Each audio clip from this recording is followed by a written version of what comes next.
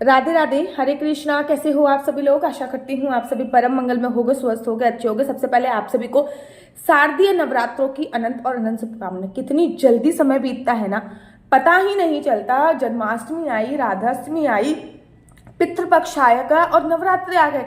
ऐसे देखते देखते दशहरा आ जाएगा, दिवाली आ जाएगा, साल खत्म हो जाएगा।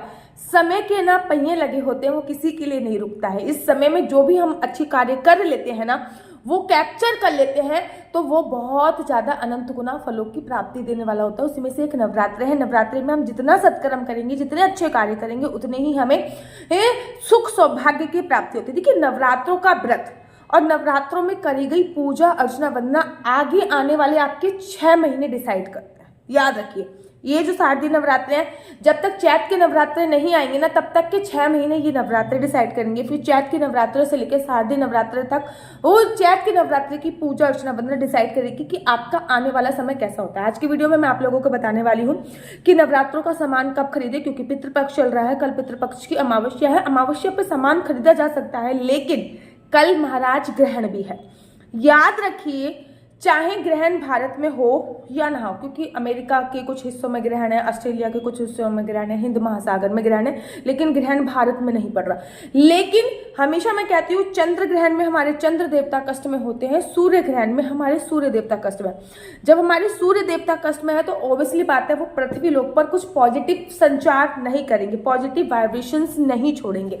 तो ऐसे में हम लोगों को नवरात्रि का सामान कब खरीदना है और नवरात्रि के लिए क्या क्या सामान खरीदना है, आज की वीडियो उसी पर आधारित है। सबसे पहले मैं आपको लिस्ट बता देती हूँ कि नवरात्रि के लिए आपको क्या क्या सामान की जरूरत पड़ेगी। आप कॉपी पेन ले लीजिए। सबसे पहले आपको एक चौकी चाहिए, ठीक है ना। चौकी से पहले भी आपको एक गंगा जल चाहिए। अगर गंगा जल वैसे तो खरीद के लेके आ सकते हैं, आजकल गंगा जल बिकने भी लगा है। गंगा जल चाहिए। गंगा जल ना हो तो गुलाब जल में नींबू डाल के इसका उपयोग कर सकते हैं। पूरे घर में छिड़कना है, क्योंकि एक दिन पहले ग्रहण भी पड़ रहा है, इसलिए घर को सुबह सुबह उठकर, जिस दिन नवरात्रा है उस दिन सुबह सुबह उठकर घर को धो लीजिए तो बहुत सर्वोत्तम। अगर घर धो नहीं पाओगे तो नींबू डाल के घर में पोंछा लगा लीजिए। और जैसे कि बालकनी वाला एरिया है, उनको तो बेसिकली धो ही लीजिए, तो बहुत ज्यादा सर्वोत्तम माना जाएगा। दूसरी बात, मोस्ट इंपॉर्टेंट, क्योंकि ग्रहण में नेगेटिव वाइब्रेशंस पड़ेगी। उसके बाद नहाने धोने के बाद पूरे घर में गंगा जल का छिड़काव अवश्य कर लीजिए। और जैसे ही आप चौकी वगैरह बनाओ ना, तो उससे पहले एक बार हनुमान चालीसा जरूर पढ़ लीजिए, क्योंकि ग्रहण में जो भी नेगेटिव वाइब्रेशंस आपके घर में आई है, या फिर पूरे ब्रह्मांड में जो भी नेगेटिव वाइब्रेशंस आई है, वो एकदम से खत्म हो जाए। तो सबसे पहले जो सामग्री आपको चाहिए वो है चौकी।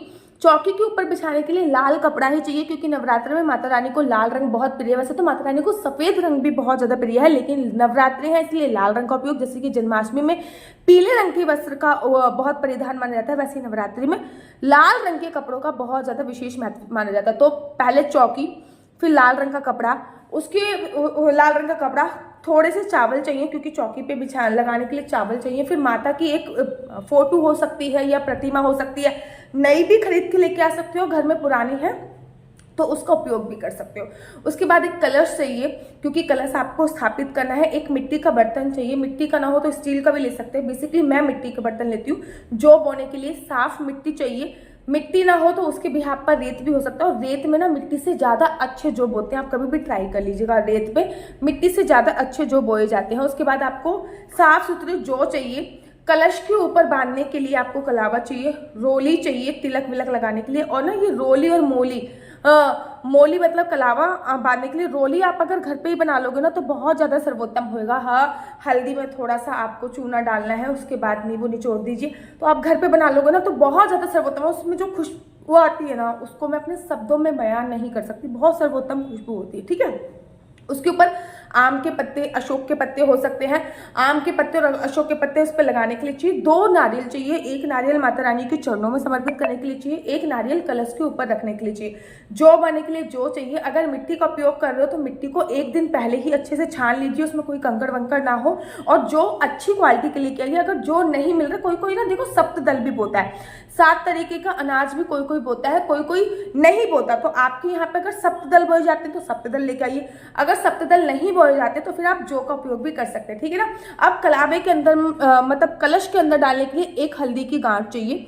है, ठीक है। एक हल्दी की गांठ लेके आइए, 2 लौंग के जोड़े लेके आइए, 1 इलायची जरूर लेके आइए, 1 या 2 का सिक्का जरूर लेके आइए। और बेसिकली अगर चांदी का सिक्का है या सोने का सिक्का है तो वो डालिए, वो सबसे ज्यादा सर्वोत्तम है। कमल गट्टा अगर है तो वो डालिए, वो बहुत ही ज्यादा सर्वोत्तम है। कोड़ियाँ 7 आइटम मैंने आपको बताए हैं डालने के लिए, इनमें से कोई 5 आइटम तो आप अवश्य डालिए। अगर हल्दी की गांठ उपलब्ध नहीं है तो आप हल्दी, 1 चुटकी हल्दी भी डाल सकते हैं, लेकिन डालना बहुत ज्यादा जरूरी होता है, ठीक है ना।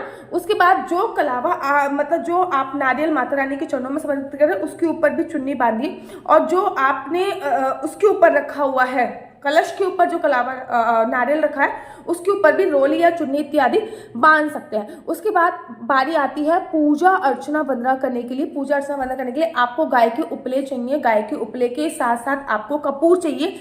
याद रखिए कपूर में हमेशा भीमसेनी कपूर ही लेके आना है। अखंड जोत चाहिए, अखंड जोत की बत्ती चाहिए। अखंड जोत जिस चीज से भी आप बना रहे हो, फॉर एग्जाम्पल आप तिल के तेल के अखंड जोत जलाना चाहते हो तो तिल का तेल चाहिए। अगर आप सरसों के तेल की जलाना चाहते हो, क्योंकि काली माता के नाम की सरसों के तेल की भी अखंड जोत जलती है, तो वो चाहिए। या फिर 5 प्रकार के तेल मिला के टाटा का एक ऑयल आता है उसकी जलाना चाहते हो तो वो चाहिए। अगर आप घृत अथवा घी की जलाना चाहते हो तो घी चाहिए। धूपबत्ती चाहिए, इत्र चाहिए। इत्र, क्योंकि माता रानी को इत्र बहुत बहुत बहुत ज्यादा प्रिय होता है, तो इत्र आपको जरूर और जरूर लाना है। माता रानी को श्रृंगार का सामान जरूर लेके आना है। श्रृंगार के सामान में 2-3 आइटम ऐसे हैं जिसको जरूर ऐड कीजिए। तुलसी जरूर ऐड कीजिए, जैसे कि उसमें आप मेहंदी जरूर उपयोग में लेके आइए, उसमें आप अलता जिसको मावर भी बोलते हैं वो जरूर लेके आइए, उसमें आप चूड़ी जरूर लेके आइए, उसमें आप बिंदी जरूर लेके आइए, उसमें आप बिछुआ जरूर लेके आइए, चुन्नी का कपड़ा, सूट का कपड़ा, साड़ी का कपड़ा ये जरूर लेके आइए। मंगलसूत्र भी जरूर और जरूर लेके आइए। चूड़ियां भी आप जरूर लेके आइए। बाकी पूरी तरीके से आप पर निर्भर है, बिछुए भी लेके आइए कि आप और क्या श्रृंगार का सामान ऐड करना चाहते हो। उसके साथ साथ थोड़ी सी लौंग ला के एक डिब्बे में, देखो ऐसा डिब्बा बना लीजिए, मेरे भीमसेनी कपूर का डिब्बा, ऐसा डिब्बा बना लीजिए। इसमें थोड़ा सा लौंग, एक डिब्बे में थोड़ी सी लौंग रख लीजिए, ठीक है ना।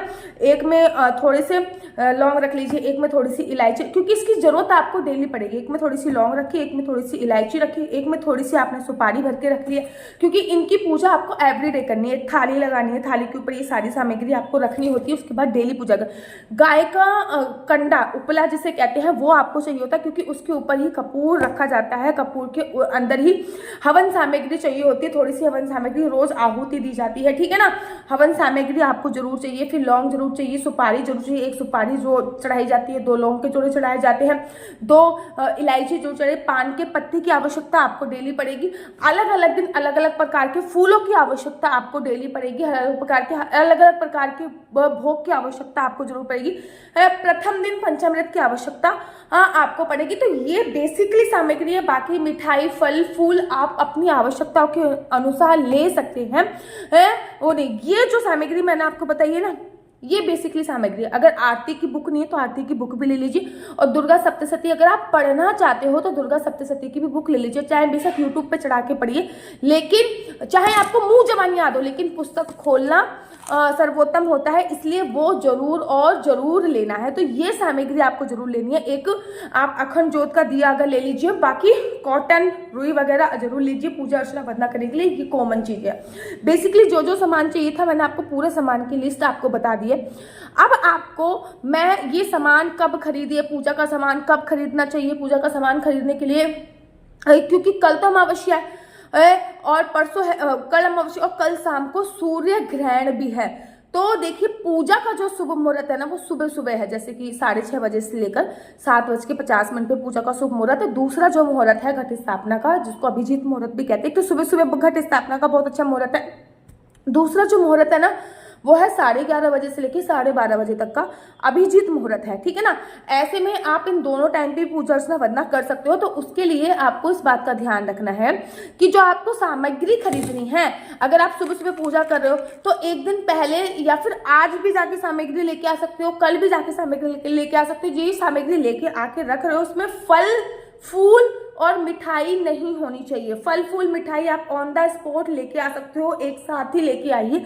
और बाकी पूरे घर में गंगा जल जरूर छिड़किए, क्योंकि सूर्य ग्रहण है और सूर्य ग्रहण से बचाव के लिए गंगा जल का छिड़काव अवश्य होना। तो सामग्री या तो आप आज ही लेके आ जाइए। आज सबसे, मैं तो यही कहती हूँ कि आज ही लेंगे, सबसे सर्वोत्तम आज ही का दिन है।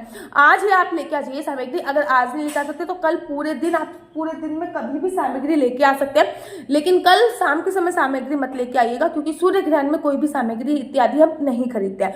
तो आशा करती हूँ कि आपको ये पूरा पर वीडियो समझ में आ गई होगी। अगर आप लोग अपनी कुंडली मुझसे दिखवाना चाहते हैं तो मेरा नंबर है 4/9-20-25-65। आपका बच्चा जॉब करेगा या बिजनेस करेगा तो किस क्षेत्र में बिजनेस करेगा, जॉब करेगा तो किस क्षेत्र में जॉब करेगा, क्या उसको पढ़ाई करवानी चाहिए, आपके हस्बैंड के आपस में नहीं बन रही है, आपके हस्बैंड की जॉब या बिजनेस नहीं चल रहा है, क्या आपके हस्बैंड को शेयर मार्केट में पैसा लगाना चाहिए या नहीं, या फिर आपके हस्बैंड को प्रॉपर्टी में पैसा लगाना चाहिए नहीं, घर बनने का योग कब तक है, संतान प्राप्ति का योग कब तक है, संतान प्राप्ति मेडिकल ट्रीटमेंट से संभव है या फिर संतान प्राप्ति नॉर्मल भी हो सकती है, ये सभी जानकारी मैं आपको कुंडली के माध्यम से देती हूँ। लेकिन कुंडली देखना बिल्कुल भी फ्री नहीं है, कुंडली देखने की थोड़ी सी चार्जेस हैं। अगर आपको मेरी वीडियो अच्छी लगती है तो आप अपना यूट्यूब चैनल हरि बोल को लाइक शेयर सब्सक्राइब करना बिल्कुल भी मत भूलिए। तब तक के लिए मुझे दीजिए इजाजत। राधे राधे, हरे कृष्णा, हरि बोल।